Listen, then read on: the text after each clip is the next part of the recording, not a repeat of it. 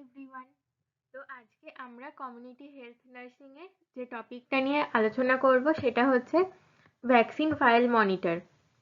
এটা থিওরিতে কোয়েশ্চেন আসতে পারে, যেমন ধরো ভিভিএম এর ফুল ফর্ম কি, ভিভিএম এর ওপর ভেরি শর্ট নোট লেখো যেটা মার্কস 2 এ থাকে। এছাড়া প্র্যাকটিক্যালে অনেক সময় বলতে পারে যে হ্যাঁ একটা ভ্যাকসিন তুলে দিল, সেটা দেখিয়ে বললো যে তুমি এটা বলো কোন স্টেজে আছে, তুমি এই ভ্যাকসিনটা ইউজ করতে পারবে কি পারবে না। তো সেই জন্য আমাদের ভিভিএম কি আগে জানতে হবে। তো ভিভিএম এর ফুল ফর্ম হচ্ছে কি, ভ্যাকসিন ভাইল মনিটর। তো আমি আগে শর্টে বলে দিচ্ছি। ভিভিএম হচ্ছে কি, একটা ভ্যাকসিনের গায়ে একটা লেবেল থাকবে, সেই লেবেলের মধ্যে একটা সার্কেল আর ভেতরে একটা স্কোয়ার থাকে। এবার দুটোর কালার কেমন আছে সেটা আমরা কম্পেয়ার করে বুঝি যে হ্যাঁ ওই ভ্যাকসিনটা আমরা ইউজ করতে পারবো কি পারবো না। তো এটাই হচ্ছে, a VVM is a label containing a heat sensitive material which is placed on vaccine to register cumulative heat exposure over time.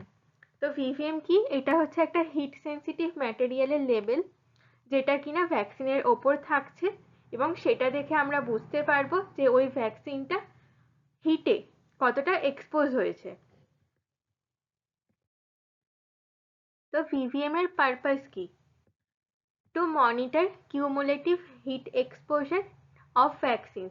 সেই ভ্যাকসিনের কতটা হিট এক্সপোজার হয়েছে, কতটা টেম্পারেচার মেনটেন হয়েছে কি বেড়েছে সেটা আমরা বুঝবো। To prevent use of heat damage vaccine. এবার যে ভ্যাকসিনগুলো হিটে ড্যামেজ হয়ে গেছে সেগুলো আমরা ভিভিএম দেখে আইডেন্টিফাই করতে পারবো যে হ্যাঁ ওগুলো আমরা ইউজ করতে পারবো কি ওগুলো ডিসকার্ড করতে হবে সেটা। To reduce vaccine wastage. তো ভ্যাকসিনের ওয়েস্টেজটা কি হচ্ছে, কমবে। আর to ensure potency and safety of vaccines during storage and transport. আর স্টোরেজ আর ট্রান্সপোর্টের সময় ভ্যাকসিনের সেফটি ঠিকঠাক থাকছে, পোটেন্সি মানে সেই ভ্যাকসিনটা ইউজেবল কিনা সেটা আমরা ঠিকঠাক বুঝতে পারছি। এগুলো সব কিছু হচ্ছে ভিভিএম দিয়ে আমরা বুঝতে পারি। তো এবার ভিভিএম এ কি আছে, চারটে স্টেজ আছে। তো এখানে হচ্ছে চারটে ছবি আছে।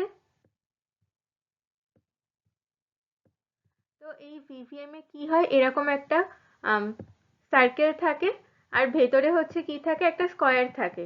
তো এটা দেখেই আমাদের বুঝতে হয় যে কম্পেয়ার করে বুঝতে হয় এই দুটো কালারের মধ্যে যে আমরা সেই ভ্যাকসিনটাকে ইউজ করতে পারছি কি পারছি না। তো স্টেজ ওয়ানে কি আছে, the inner square is lighter than the outer circle, if expiry date has not been passed use the vaccine. তো এটা হচ্ছে ফার্স্টের কন্ডিশনটাই এটা, যে হচ্ছে ইনার স্কোয়ারের কালার কি আছে, বাইরের যে সার্কেল আছে সেটার থেকে লাইট আছে, হালকা আছে। তো এই ভ্যাকসিনটা কি করতে পারি, আমরা এই ভ্যাকসিনটা ইউজ করতে পারি। আমাদের অবশ্যই এক্সপায়ারি ডেট দেখতে হবে, যদি এক্সপায়ারি ডেটের মধ্যে থাকে তাহলে আমরা এটা ইউজ করতে পারি। এবার second stage, the inner square is still lighter than the outer circle. If expiry date has not been passed, use the vaccine. এবার এটা কি হচ্ছে, এটা হচ্ছে সেকেন্ড কন্ডিশন স্টেজটা, যেখানে আমরা কি দেখছি, ভেতরের যে স্কয়ারটা আছে সেটার কালার হালকা হালকা ডার্ক হতে শুরু করেছে, কিন্তু আমরা এখনো বুঝতে পারছি যে না, বাইরের আউটার সার্কেলটা বেশি ডার্ক আছে কিন্তু ভেতরের স্কয়ারটা এখনো লাইট আছে, আমরা ডিফারেন্স দেখতে পাচ্ছি। তো এই ভ্যাকসিনেরও সেম, এক্সপায়ারি ডেটের মধ্যে থাকলে আমরা ইউজ করতে পারবো। তো এটা হচ্ছে স্টেজ 2।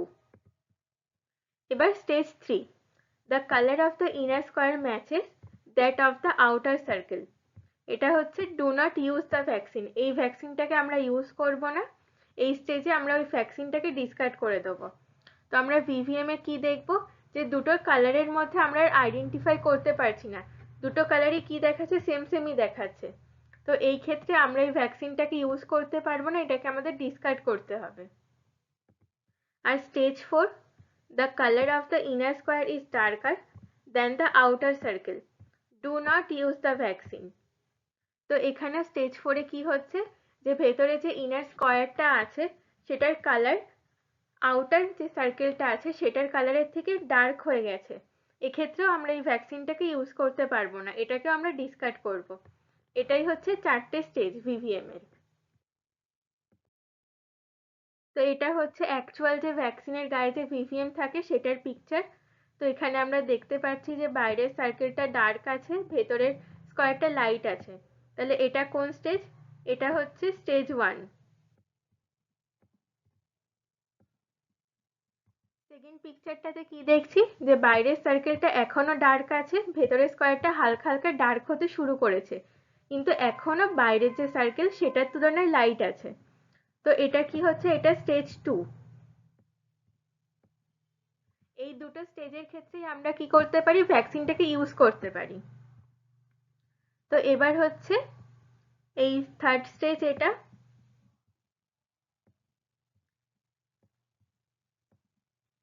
এখানে আমরা এবার কালারটা আইডেন্টিফাই করতে পারছি না। এখানে স্কয়ারের কালার আর বাইরের যে সার্কেল সেটার কালার সেম সেম হয়ে গেছে, এখানে আর কম্পেয়ার করা যাচ্ছে না। তাহলে এটা হচ্ছে স্টেজ 3। এখানেও আমাদের ভ্যাকসিনটা ইউজ করতে পারবো না, এটা ডিসকার্ড করতে হবে। আর এটা হচ্ছে 4th নাম্বার স্টেজ। এখানে দেখা যাচ্ছে যে ভেতরের স্কয়ারের কালারটা অনেক ডার্ক হয়ে গেছে বাইরের সার্কেলের তুলনায়। তো এটা হচ্ছে স্টেজ 4। এখানেও আমরা কি করবো? আমাদের ভ্যাকসিনটাকে ডিসকার্ড করে দিতে হবে, আমরা সেটাকে ইউজ করতে পারবো না।